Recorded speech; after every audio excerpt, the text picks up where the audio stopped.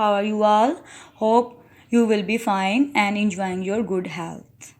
Today I am going to teach you English Reader Unit number 2, The Mountain and the Squirrel poem. This is a wonderful poem by Ralph Waldo Emerson.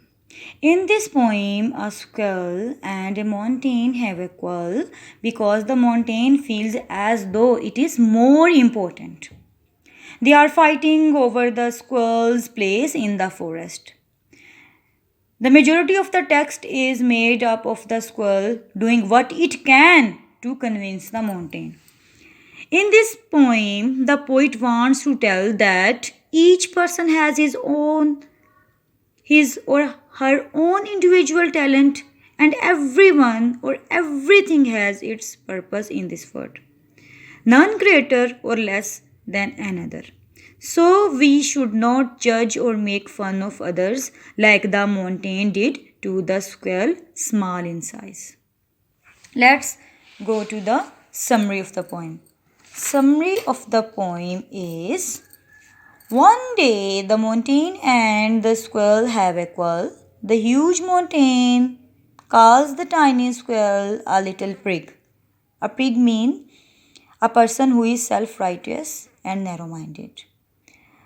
The squirrel, whose name is Bun, replies that while it is not as big as the mountain is not even half as energetic as the squirrel. The talents of both the mountain and the squirrel differs greatly. If the squirrel cannot carry the forest on its back, then the mountain cannot crack a tiny nut. Now, open your book, page number 17 from your English reader, and start the reading with me. The mountain and the squirrel. The mountain and the squirrel had a quarrel, and the quarrel means fight, and the farmer called the latter little prig. Farmer, the person that is mentioned first, and the later, the thing or idea that was mentioned last. And the prig mean a person who is self-righteous and narrow-minded. I tell you in simple meanings what is written in the first stanza.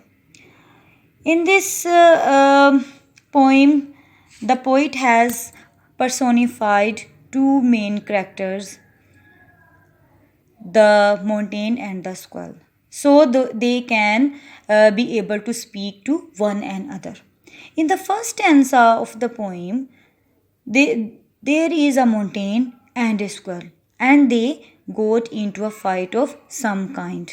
The word quarrel is used here to fight. Bun replied, "You are doubtless very big, but all sorts of things and weather must be taken in together to make up a year and a sphere." In this stanza, Bun is a name used for squirrel.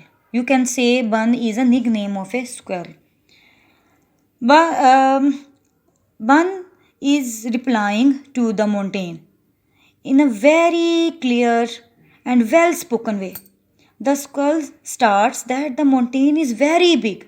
It has a presence the squirrel cannot deny. The squirrel adds, "You, the mountain, are only one of many things which must be taken in together. There are differences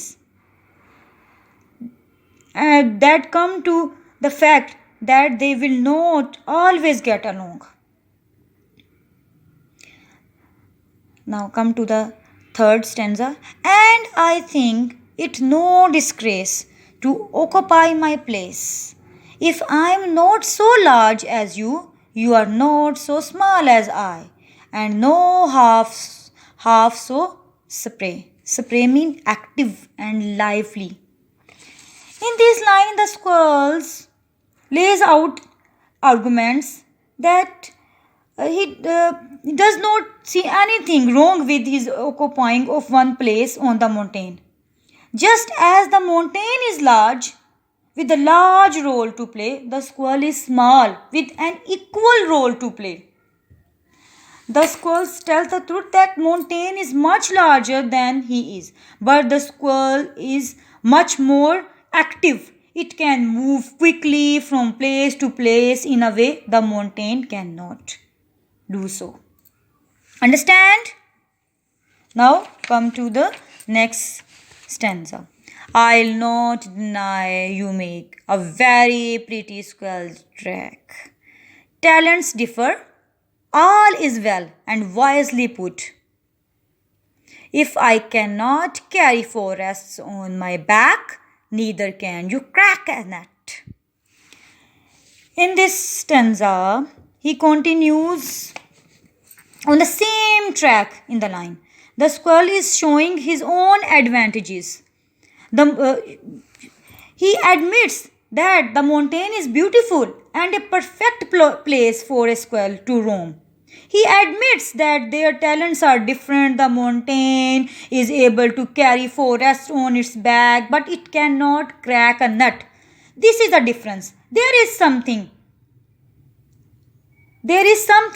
about its inability to complete such a simple task that ends the poem. It is clear the squirrel still holds a grudge against the mountain. Understand, students? This is a poem about the squirrel, about the fight between mountain and a squirrel. So you have to read this poem once more and understand the idea and the theme of the poem. Clear? This is the task for you today.